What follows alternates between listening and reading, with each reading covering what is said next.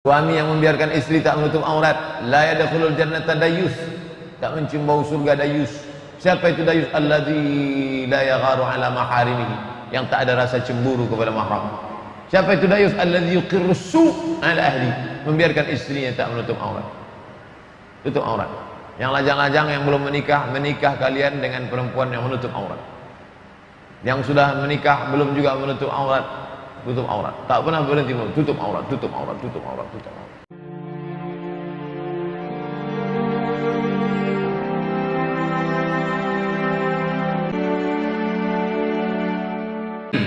Ada syafaat malaikat, ada syafaat Quran. Iqra'ul Quran, baca Al-Quran. Fa innahu ya'ti yaumil qiyamah. Nanti Quran akan datang pada hari kiamat, syafi'an li ashabi, berikan syafaat kepada orang yang bacanya. Ada syafaat orang beriman. Orang beriman itu ketika disuruh masuk surga, salamun alaikum, keselamatan bagi kalian, tibtum, kalian sudah buat baik, fadkhuluha khalidin, masuklah kalian ke dalam surga. Ketika mereka disuruh masuk surga, mereka tengok kanan, mereka tengok kiri. Ya Allah, mana kawan-kawan kami dulu yang sama-sama dengan kami pengajian? Mana dia? Maka kata Allah SWT, cari dia. Ini hadis dasar ucapannya. Cari dia. Maka kata Nabi SAW, man kana fi qalbihi, pertama cari yang imannya sebesar dinar, duit dinar emas 4,25 gram. Kalau ada dalam hatinya iman sebesar duit logam, keluarkan dia. Masa dia bisa masuk neraka? Bisa. Diberikan Allah semacam protek sehingga bisa dia masuk ke neraka, memilah-milih penghuni neraka, mencari kawan-kawan. Oh nih, tapi dengan syarat ada imannya. Kalau tak ada iman tak bisa. Iman sebesar duit logam. Ya Allah, ini dia, masukkan. Amdah, masuk engkau ke surga. Ya Allah, ada yang lebih kecil lagi. Berapa? Setengah logam. Cari. Dia cari lagi setengah logam. Masukkan. Habis itu ada lagi Allah apa? Sebesar biji sawi. Man kana fi qalbihi mithqal habatin min khardalin min iman. Siapa yang dalam hatinya ada iman sebesar biji sawi, masukkan dia. Hadis ini tak pernah kita kaji. Dari mulai Akramun Nas pindah ke Al-Falah, masuk ke An-Nur, tak pernah kita kaji. Kenapa Ustaz tak kaji hadis ini? Saya khawatir kalau ini dikaji nanti orang tak beribadah. Kamu kenapa tak beribadah? Nanti diselamatkan Ustaz itu insyaallah. Padahal sebenarnya yang menyelamatkan kita ini bukanlah amal-amal kita itu, tapi rahmat Allah Subhanahu wa taala. Kenapa kita datang subuh nih? Supaya rahmat Allah turun. Kenapa kita baca Quran? Supaya rahmat Allah turun. Kenapa kita berbuat baik? Supaya rahmat Allah turun. Rahmat Allah turun kepada hamba yang soleh karena hatinya itu juga berkasih sayang. Suruh cari. Coba tengok. Al-akhillah, orang-orang yang berkawan. Ba'dhum li ba'dhin adu. Hari ini mereka berkelahi, bermusuhan. Illal muttaqun, kecuali orang yang takwa. Yang takwa tetap saling cari mencari nanti di akhirat. Sekarang orang kalau sudah naik pesawat, asal dia sudah dapat kursi, kita lewat pun tak tengoknya. Asal dapatnya seat, dia duduk, dia santai. Orang kalau sudah dapatnya posisi, dia tak ingat. Tapi orang beriman tidak. Di surga pun nanti tetap dia ingat. Mana kawan? Dia tak akan mau masuk sebelum bersama dengan kawan-kawan. Bagaimana kata orang yang bekerja di bank riba? Apakah haram? Kalau haram, hartanya harus diapakan Pak Ustaz? Syukron, terima kasih. Syekh Ibnu Utsaimin, Saudi Arabia. Syekh Abdul Aziz Ibnu Baz, Saudi Arabia. Syekh Al-Albani dari Suriah ke Yordania, pernah bekerja di Saudi Arabia mengajar. Sepakat ulama-ulama Saudi Arabia dan syekh-syekh yang lain, riba haram, resign, langsung out, tak ada tawar-menawar. Tapi kalau dari Mesir, Syekh Yusuf Al-Qaradawi, kata dia kalau darurat, anak mau lahir, sakit keras, tak ada kerja lain, boleh. Darurat sebulan, 2 bulan, 3 bulan daripada mati, boleh. Lalu hartanya diapakan Pak Ustaz? Serahkan ke lembaga masalih ammah. Campakkan ke laut? Jangan. Dibakar? Tidak. Begitu fatwa Syekh Qaradawi. Ini milik umat. Balikkan ke masalih ammah. Bangun MDA. Bangun satu lokal. Berapa duitnya? Ada 100 juta. Saya tanya ke Pak Mahmud, kalau anggaran satu lokal berapa Pak? Hitung beliau insinyur, hitung 90 juta Pak Ustaz satu lokal. Kasih kan. Ini ada 180, buat dua lokal MDA. Cari keliling Pekanbaru, daerah Rumbai, daerah Tenayan, daerah Kulim, daerah Panang, buat kan. Niatnya sedekah? Bukan. Niatnya bukan niat sedekah, mengembalikan uang umat kepada umat. Bolehkah sholat dengan cara beda mazhab? Misalnya Fatihah pakai Hambali, tasyahud pakai Syafi'i. Saya sampai sekarang tak bisa begini. Tak pernah saya coba-coba multi mazhab. Ini hebat nih, bisa 4 mazhab. Contoh, wuduknya Maliki. Wuduk Maliki. Satu air kepala dengan telinga. Wuduk Maliki. Dah. Habis itu dia salat. Allahu Akbar. Bismillahirrahmanirrahim. Itu Syafi'i itu. Karena Maliki tak pakai bismillah. Apa hukumnya orang berwuduk Maliki, salatnya Syafi'i? Sah. Sah, tak masalah. Apa kode etik campur mazhab nih? Pertama, paham mazhab. Ngerti dia 4 mazhab itu. Supaya tak bercampur aduk. Yang kedua, beda qadhiyah. Beda masalah.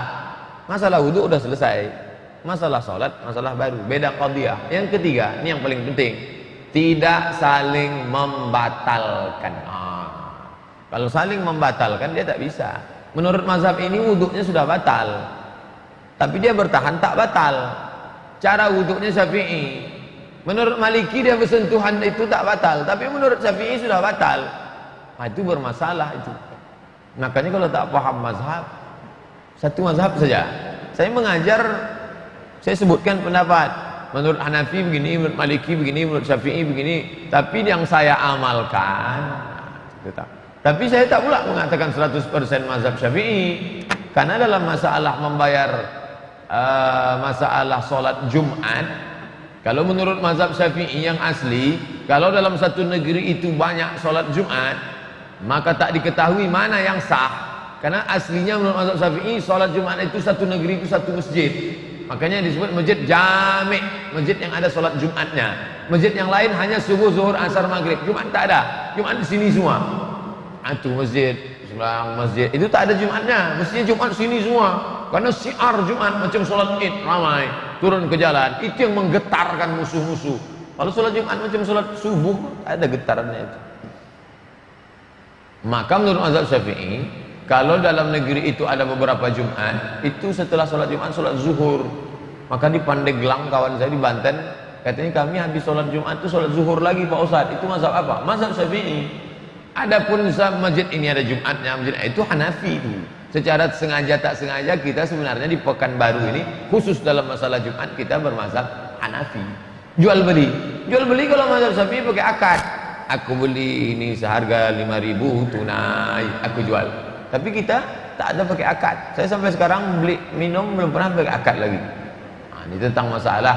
Jadi sebenarnya kita tidak pure juga 100% mazhab. Tapi dalam beramal, usahakan lebih selamat dengan mengikut satu mazhab. Wanita haid boleh tak memandikan mayat? Datang perempuan bertanya ke Imam Yahya bin Ma'in, ahli hadis. Imam Yahya, ya, Anda tak hadis tentang perempuan memandikan jenazah? Tak ada, ya. Tak ada hadis tentang perempuan memandikan jenazah. Tapi kalau kau mau tanya, coba tanya tuh ahli fikih Hamad, murid Syafi'i. Datang dia ke Muhammad. Hamad, ya, ada tak hadis tentang mandikan jenazah? Perempuan haid mandikan jenazah? Ada, kata Hamad.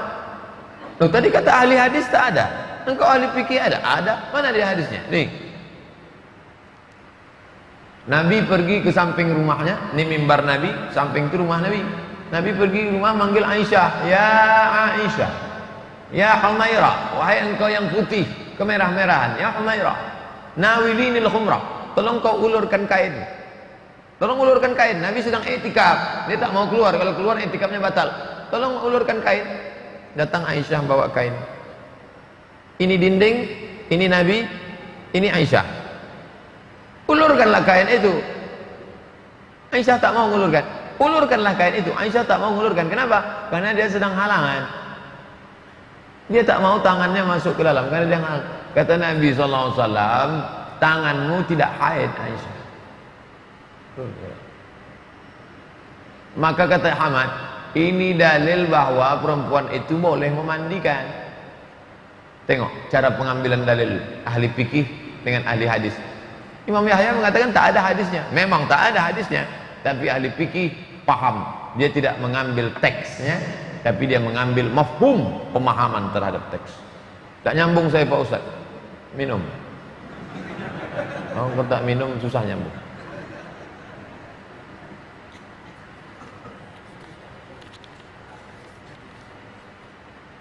Saya minta tolong Ustadz melalui ceramah. Saya punya saudara perempuan masih belum mau menutup aurat.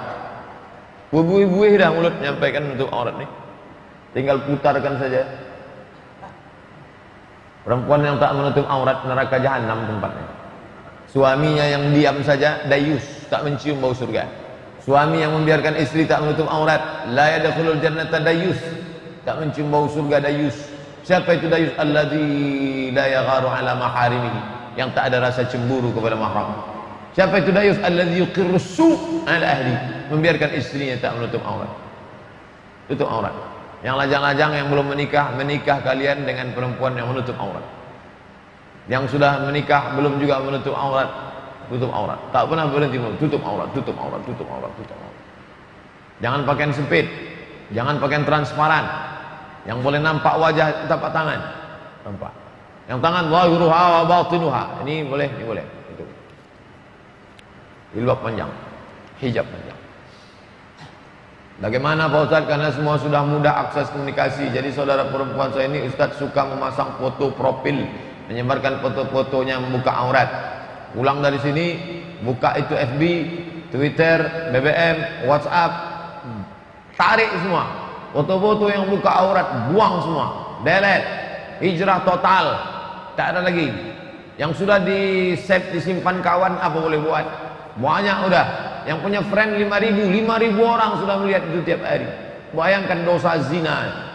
Orang lain berzina mata gara-gara foto kita. Macam-macam posenya di situ. Bayangkan itu dosa, dosa jariah, mengalir terus.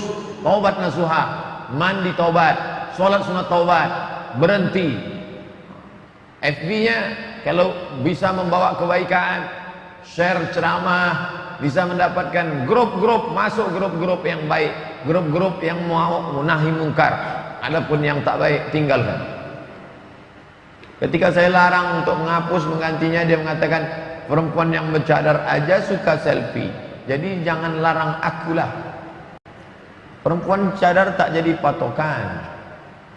Perempuan yang bercadar selfie maka tidak menjadi hukum bahwa mengupload gambar-gambar menampakkan aurat itu menjadi boleh.